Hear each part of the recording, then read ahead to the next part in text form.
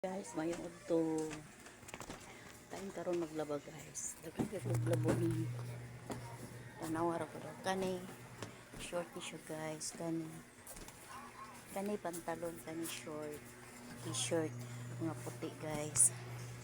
Time karon maglaba guys, isa ka semana ko kalaba. Karon ba jud ko pakante laba guys itong sa kabisi. Sige, trabaho kada gabi guys. Pag uli na ako guys, kapoy man akong lawas kay trabaho baya guys kuan kanang mag-slice og isda sa palengke.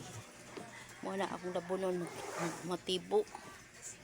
Wala na koy gana magtrabaho, maglaba kay tungod sa kakapoy guys. Pag uli balay mo nag gulay kay akong lawas.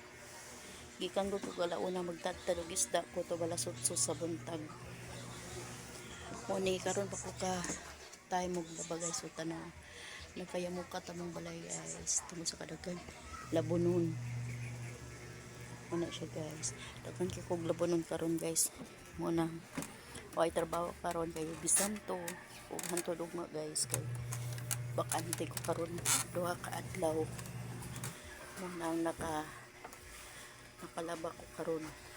Dagan kami labonon guys, 1 week wala mi kalaba kay sige trabaho sa palengke na pagani diri guys o sa bangko nagkatag-katag among labonon guys.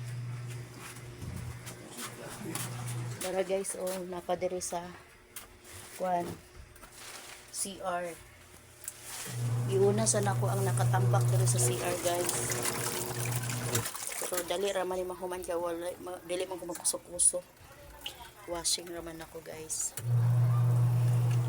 Okay.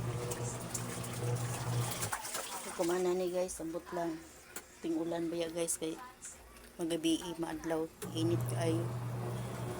Grabe kadagan among labon sa kasimana lang niwa kalaba nagtapok jud guys. Nya baho kayo.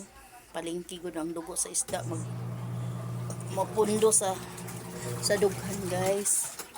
Nya kun di ka kalaba na isa ka semana, mabuslot ang imong t-shirt kay ang dugo mapundo kay baho kayo.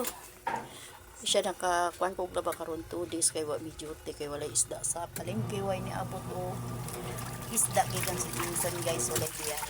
Dahil lang kutob. Salamat for watching my video today.